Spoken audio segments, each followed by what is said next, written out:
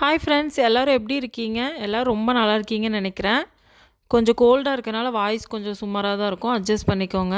இன்றைக்கி இந்த வீடியோவில் ரொம்பவே சிம்பிளாக பண்ணக்கூடிய கோபி மஞ்சூரியன் எப்படி பண்ணுறதுன்னு பார்க்கலாம். இது ரொம்ப டேஸ்ட்டாக இருக்கும். ரொம்ப சிம்பிளாகவும் இருக்கும். வீடியோக்குள்ளே போகிறதுக்கு முன்னாடி சேனலை மறக்காமல் லைக் பண்ணி சப்ஸ்கிரைப் பண்ணிக்கோங்க. தொடர்ந்து சேனலை சப்போர்ட் பண்ணுங்கள். இப்போ எப்படி பண்ணுறதுன்னு பார்க்கலாம் வாங்க. இப்போ நான் காலிஃப்ளவர் எடுத்து இந்த மாதிரி சின்ன சின்ன பூவாக கட் பண்ணி வச்சுருக்கேன். இது வந்து நம்ம கையில் பிச்சா தான் வந்து இந்த மாதிரி பூ ஷேப்பில் அழகாக கிடைக்கும். ஸோ கத்தியில் கட் பண்ணோம்னா நல்லா வராது. பார்த்து அது மாதிரி கையில் பிச்சு சின்ன சின்ன பூ ஷேப்பில் கட் பண்ணி வச்சுக்கோங்க. இப்போ ப்ரிப்பரேஷன் ஸ்டார்ட் பண்ணிடலாம். இப்போ நான் ஒரு பாத்திரம் அடுப்பில் வச்சுருக்கேன். அதில் ஒரு 1 லிட்டர் அளவுக்கு தண்ணி சேர்த்துருக்கேன். தண்ணி நல்லா சூடானதும் அதில் வந்து 1 டீஸ்பூன் அளவுக்கு உப்பு சேர்த்துருக்கேன். உப்பு சேர்த்துட்டு நல்லா மிக்ஸ் பண்ணி விட்டுட்டு காலிஃப்ளவர் சேர்த்துக்கலாம். சேர்த்துட்டு அடுப்பை ஆஃப் பண்ணிக்கலாம்.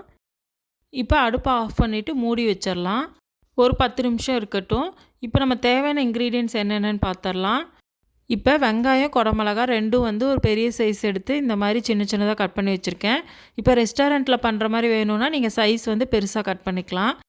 அதுக்கப்புறம் வந்து பூண்டு ஒரு 10 பல் பூண்டு எடுத்து இந்த மாதிரி சின்ன சின்னதாக ரொம்ப பொடி பொடியாக கட் பண்ணி வச்சுருக்கேன்.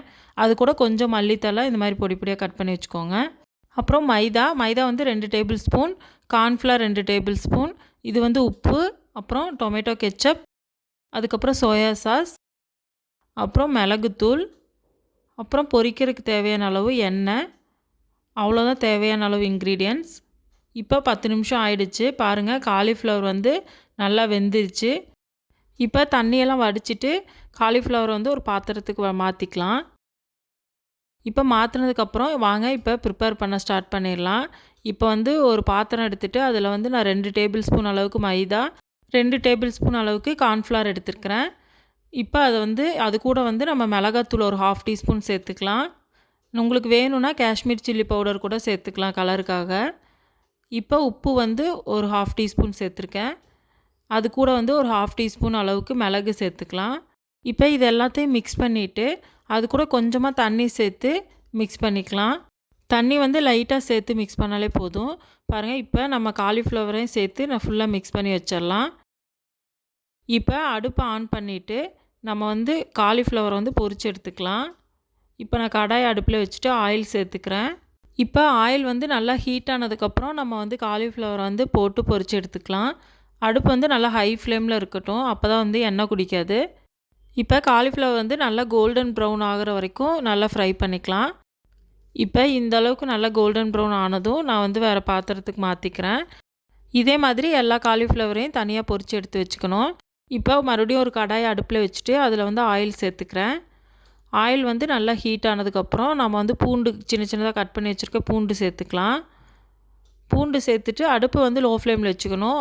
பூண்டு வந்து தீஞ்சிடக்கூடாது. பூண்டு நல்லா வதங்கினதுக்கப்புறம் நான் வந்து வெங்காயமும் குடமிளகாயும் சேர்த்துருக்கேன்.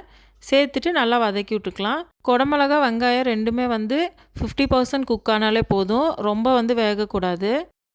இப்போ வெங்காயமும் குடமிளகாயும் பாதி அளவுக்கு வெந்துருச்சு. இப்போ அது கூட வந்து நான் சோயா சாஸ் அப்புறம் டொமேட்டோ கெச்சப் சேர்த்துக்கிறேன். சேர்த்துட்டு நல்லா மிக்ஸ் பண்ணி விட்டுக்கலாம். இப்போ ஒரு பவுல் எடுத்துகிட்டு அதில் வந்து 2 டீஸ்பூன் அளவுக்கு கார்ன்ஃப்ளவர் சேர்த்துக்கிறேன். சேர்த்துட்டு கொஞ்சமாக தண்ணி சேர்த்து நல்லா மிக்ஸ் பண்ணி வச்சுக்கிறேன். இப்போ மிக்ஸ் பண்ணி வச்சதை எடுத்து சேர்த்துக்கலாம். சேர்த்துட்டு நல்லா மிக்ஸ் பண்ணி விடுங்க.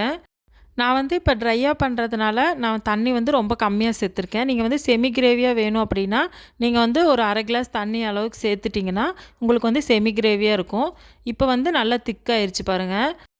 இப்போ நம்ம பொரிச்சு வச்சுருக்க காலிஃப்ளவரை சேர்த்துக்கலாம். சேர்த்துட்டு ஒரு 2 நிமிஷம் வந்து நல்லா மிக்ஸ் பண்ணி விட்டுட்டே இருக்கலாம். பாருங்கள், இப்போ நல்லா மிக்ஸ் பண்ணி விட்டாச்சு. இப்போ வந்து நான் கொஞ்சமாக ஒரு 1/2 டீஸ்பூன் அளவுக்கு மிளகுத்தூள் சேர்த்துக்கிறேன். அது கூட நம்ம கட் பண்ணி வச்ச மல்லித்தலையும் சேர்த்துக்கலாம். அவ்வளோதான். இப்போ ஃபுல்லாக நல்லா மிக்ஸ் பண்ணி எடுத்தோம்னா சூப்பரான மஞ்சூரியன் ரெடி ஆயிரும். இதே மாதிரி நீங்கள் ட்ரை பண்ணி பாருங்கள். டேஸ்ட்டு உண்மையாகவே ரொம்ப சூப்பராக இருக்கும். கண்டிப்பாக ட்ரை பண்ணி பார்த்துட்டு எப்படி இருக்குன்னு கமெண்ட்டில் வந்து சொல்லுங்கள். இந்த வீடியோ உங்களுக்கு பிடிச்சிருக்குன்னு நினைக்கிறேன்.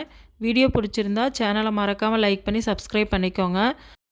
தொடர்ந்து சேனலை சப்போர்ட் பண்ணுங்கள். தேங்க்யூ.